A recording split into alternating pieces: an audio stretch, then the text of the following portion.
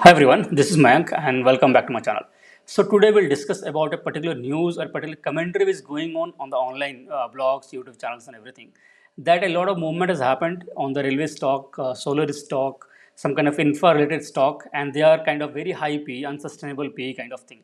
So on all that numbers, whether there is any more steam left in the stock, whether there will be movement or not. So we'll discuss all these informations based on some data points which I've collected into a presentation. It's a small presentation which we'll discuss and end of the video. It will help you to conclude some information, and then after that we'll discuss what should we do and based on what scenario. So it's not like I'll recommend something to do. Based on certain scenarios, what can happen, we'll discuss what can be our steps as a retail investor, what should we do. So I'll request you to watch the entire video so that based on the entire presentation, all the information, end of the video, you could conclude something out of it and then apply the same thing on your research, and then you can make a decision yourself. So let's jump to the presentation and see the data one by one. So as you can see in this slide, okay, we're talking about infra spending till 2030. So government of India has presented a budget like total overlay of 143 lakh crore between fiscal year 2024 to 2030. So you can say for next 6 to 7 years, okay, like 5 to 6 years, sorry, government is planning overall a huge amount of money. Now where this money is going, if you go to next slide, you will see that the entire money is divided into multiple sectors. If you see, particularly the second part, 27 and 23, they invested on 50.4 lakh crore for core infra. But in the same 24 to 2030, they have given a budget of almost 50.8 lakh crore. You can pause the slide and read if it look a little blurry maybe. But roads, if you see, is 18.3. Now it's around 37.3. I'm talking about 2017 to 2023 and then 24 to 30. So 6 years of bracket, right? Railways, it was 12.4. Right now it's 25.8. Like going forward. So whatever happened so far is as done past. What is going to go in the future, right? Urban infra is 8.5, now it's around 18.9. So everything has doubled. So where this money will go? So this money will go to the entire sector, right? So if you talk about railways, so the entire thing will be projected by the railways. They will invest some money, do something, and what and all they're going to do. That also going to discuss in this video going down the line. Like there is slides for that also.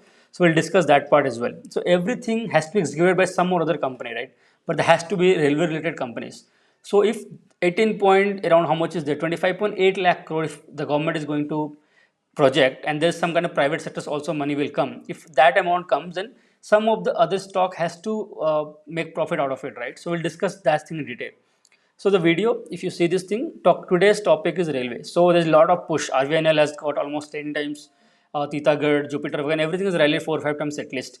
So whether they can rally more or not, that's the commentary going on online. So these data points will help you to identify whether you should keep investing. If you are investing, whether you should invest or you should not invest. So let's go to next slide. So next slide says railway is going to make 10,000 non-AC coaches over FY25 and FY26. So this is FY25. Next is FY26. So government is going to make 10,000 non-AC coaches. That means general coaches, and there are going to be AC coaches as well. Then your Vande Bharat as well. Then your bullet train as well. We are talking about only non-AC over here. 10,000 non-AC coaches, right? And they want to target common passenger with the help of non-AC coaches. And this is only 53% of the entire coach. That means there are going to be around 10,000, approximately 10,000 more coaches which are non-general and non like AC oriented coaches. So basically 20,000 coaches government is going to manufacture for next 2 financial years. So who's going to make money out of it? All the companies which are in the wagon business, right? So an example you can take Jupiter Wagon, Titagarh Rail System, Texmaco. Whoever does wagon, they are going to be beneficiary about this particular statement. If you see on the right hand side of this slide, what are different options what railway is giving. It's exponential rise in passenger and freight traffic. So they have to set up some freight related corridors as well, right? So freight shift towards the railways. Railways want to, the government want to use railway for a lot of freight. So reduce the cost of transportation, improve the farmers' income, all those things. Dedicated freight corridor for the same purpose. Freight business development portal will the government will launch something, I think Gati Shakti maybe. Then Diamond Quadrilateral Network for high speed rail. Atmanirbhar Bharat for Abhiyan, and then self reliant India. So basically all these things are for railway. So to implement all those things, this cannot get over in one year. So you've seen the rally of 6 7 times in last one year after interim budget, right? and now you are saying that there is no more movement left and all those things. But if you see, all these plans cannot be done in 1 year. This is a 5 6 years at least, as per the commentary what is in the previous post, that much is required. Maybe you've seen the rally right now, but that rally cannot always make 5 6 times return every year. But the sector is not going anywhere. It's still the lot of capital influx is going to be in this sector. If you go to next slide, this slide is taken from one of the companies of the which are part of a beneficiary for this entire railway sector investment. Okay, so this is basically from JWL, Jupiter Wagons Limited, right? So what government is saying? Government expecting to spend 750 billion US dollar 2018 to 2030. So the entire 12 years, 13 years of journey, right? Then market share to increase from 26% FY22 to 45% by FY30 as per National Rail Plan. Demand for goods movement expected to grow more than 7%. Transportation output expected to increase from current level of 3 trillion, 15.6 NTKM by 2050. So you can see by it's almost 5 times growth, right? But it's 2050, it's a very long distance. But definitely they will reach at least 3 trillion to 4 or 5 trillion at least by 2030.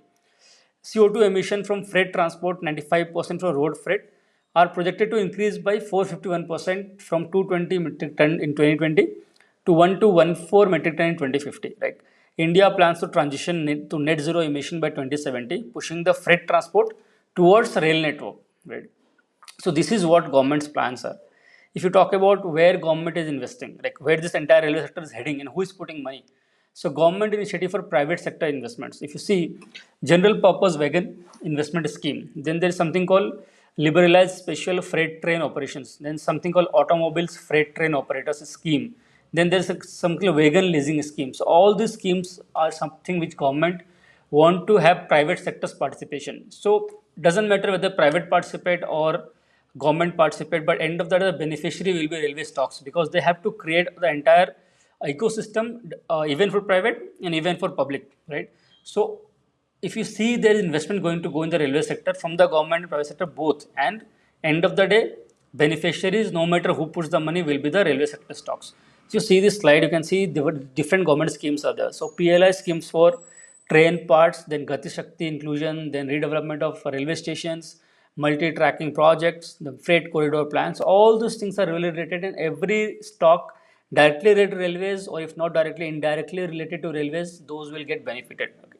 Next slide, if you see, so this slide has been taken from a commentary by their director of Jupiter Wagons Limited. So Jupiter Wagons recently acquired a company, not recently, last year they acquired a company called Bonnetrans, and this is used to make wheel sets. So if you see the train wagon, this is set on a wheels. So that entire thing is called a wheel set. So right now the capacity is around 14,000 to 18,000 wheel sets in Bonnetrans plant, right? And they're looking at revenue of 400 odd crores. But at any point in time, don't think that I'm recommending Jupiter when I'm talking about Jupiter screenshot. So this is just to highlight a point that all these companies are doing a lot of capex, because they are seeing a lot of growth, also a lot of orders coming from this sector. So if you read this entire line, so basically what Mr. Vivek Loya is saying, that this will, I think, significantly help us is this: a lot of productions will be captive, and that will definitely help Jupiter in terms of our own freight production as well as our margins.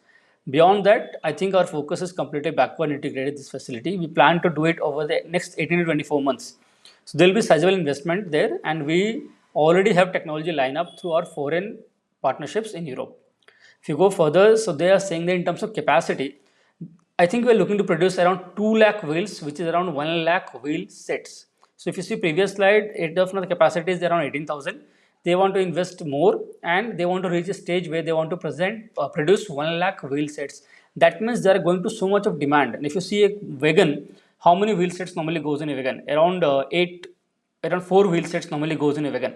So that means if they're producing 1 lakh wheel sets, you can assume how many wagons will be created, like will be manufactured for metro, for your freight, then for your passenger transportation, non-AC, AC, so many things are going to happen. So if the companies are putting so much of money, and which is already in progress, then how can we say that this particular sector doesn't have any more steam left to grow further, right? So this is what, again, if you go for this particular company, this is not, this is basically, I think it's uh, Titagar Rail. So Titagar Rail person also saying that we have already mentioned public domain, the total capex that we earmarked as a company was about 1,000 crores. So they're investing 1,000 crores to increase the capacity, right? and then out of which amount has already been spent, which is going towards the capacity building for passenger coach, the enhancement upgradation of the country, and the plus the backward integration of efforts, also some special purpose projects like the wheel project, etc. So that is what they have done, right? So all these companies, I'm taking examples of Titagarh and Jupiter Wagon, but if you go for Texmaco also, if you see their Concall leader, they're also putting more money. If you go to maybe RVNL, you'll realize that they are also doing a lot of things. So this sector has a lot of money is going in the sector, and a lot of companies are doing a lot of things. Okay, what can happen now? See, the stocks has rallied a lot. Okay, if you see the example, so there are few of the stocks which are there. IRCTC is there, RVNL is there, Texmaco is there, Ircon is there, RITS is there, and then BML is there. Along with that, Jupiter Wagon is there, Oriental Wagons are there, Titagarh Rail System is there. So all these companies are part of the entire stock from this sector. So these structures have rallied a lot. So what is there that can happen? So one possibility that the rally keeps on continuing, and the next budget, government puts a lot of money in this sector. They announce a lot, and then stocks start rallying, and then again give 6 to 7 times returns, which might not happen as well. So what can happen if this doesn't happen? What is the other scenario? Other scenarios that we go through a time correction or value correction. So there are two kind of corrections, right? Value correction is something which I'm not expecting a lot, because the stocks have a lot of good positive news which will keep on coming with every passing month or quarter. So value correction is something which I'm not seeing. Personally, I'm seeing a good amount of time correction. So what is time correction? So if you see the stocks, any stock if you pick, their P ratio is almost 75, 80, even to 90, 95 also. So with that kind of P ratio, like overvalued kind of thing, they might cool down for some time. So there will be no price, like share market, the stock price will not go high, and it will take a deep time break kind of thing. So it's called time correction, where for next 1 year, maybe 1.5 year, or even 2 years, the movement will not be there, and this P ratio will start correcting. So you'll see that suppose you bought a stock for 1000 rupees, the price will not change for next 1 year, but the P ratio from 100, for example, will come down to 50. And then after 2 years, once this P has got some kind of easy valuation, then the market will start rallying, and then the again P expansion will happen. So this time correction, there is a chance of time correction if there's not much rally, but value correction is something which I'm not seeing. So if you are something you want to invest, or we are having already stock and want to hold it, so you can consider two scenarios. If you are comfortable with time correction, then you can keep the stock in your portfolio. You can wait for the time, or if you have other stocks in your portfolio or watch list, then maybe you can divert the money and go to other stocks. That depends on what kind of stock you are looking for. But there can be a chance where the stock will not give the similar kind of return in the past, and you have to go through either of the correction, time or value. But time correction is a more bigger probability, right? So this is what I am planning to do. If you talk about myself, there are a couple of stocks which is in my watch list, especially Jupiter Wagons and Titagarh Rail. And based on what happens in the next week or so, I might invest in one of the stocks. But again, as of now, disclaimer is that I'm not invested in any of the railway stocks so far, because I want to understand what actually is going to happen. Okay, so time correction is something which I'm expecting. So maybe 1 week or so I'll take some time, and then probably will decide whether I have to invest in this stock or not. So this was the video we discussed about what the possibilities that can happen in railway sector. What that should we do? What are the options what we have? So now it's completely depends on you what you want to do. Okay, whether you want to hold it, whether you want to sell it, whether you want to buy it. So all the different kind of corrections we discussed: time correction, value correction, a P re-rating kind of thing, or P de-rating kind of thing. So different options are there.